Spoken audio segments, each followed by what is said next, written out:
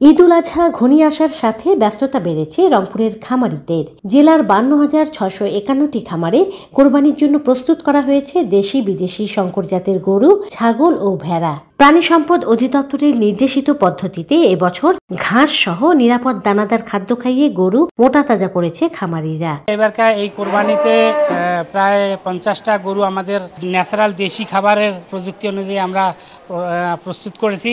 যে আমরা যেটা কমিটমেন্ট দেই যে আমাদের গরুতে এত কেজি মাংস হবে, এটা এতটাই হয় বা তার চেয়ে আরো ভালো হয়। বর্তমান বাজারে যে মূল্য আছে এটা স্থিতিশীল এবং সন্তোষজনক, এবং এই বাজারটা যদি কোনো কারণে কমে যায় তাহলে আমরা বিশাল ক্ষতিগ্রস্ত। কোরবানির পশুর ন্যায্য মূল্য নিশ্চিতে ভারত থেকে চোরাই পথে গরু আনা বন্ধের দাবি জানিয়েছেন রংপুর ডেইরি ফার্মার্স অ্যাসোসিয়েশনের সভাপতি লতিফুর রহমান মিলন। ইন্ডিয়া থেকে চোরাই পথে যদি গরু না ঢোকে, যদি এখান থেকে গরুর বিপণনটা অন্যান্য জেলায় হয়, বড় বড় হাটগুলোতে যেতে পারে সঠিকভাবে, তাহলে কিন্তু আমাদের খামারিরা একটু হলেও স্বাভাবিক দরটা পাবে এবং তাদের লাভবান হবে। রংপুর জেলা প্রাণী সম্পদ কর্মকর্তা ডাক্তার আবু সাইদ জানান, এবছর রংপুর জেলায় চাহিদার তুলনায় 1.5 লাখ কোরবানির পশু উদ্বৃত্ত রয়েছে।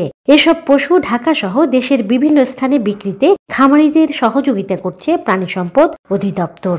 যে কোনো ফিড মিল থেকে শুরু করে গরু প্রস্তুতকরণ পর্যন্ত তারা যে খাবারটা খাওয়াবে সেটা যেন সেফ থাকে।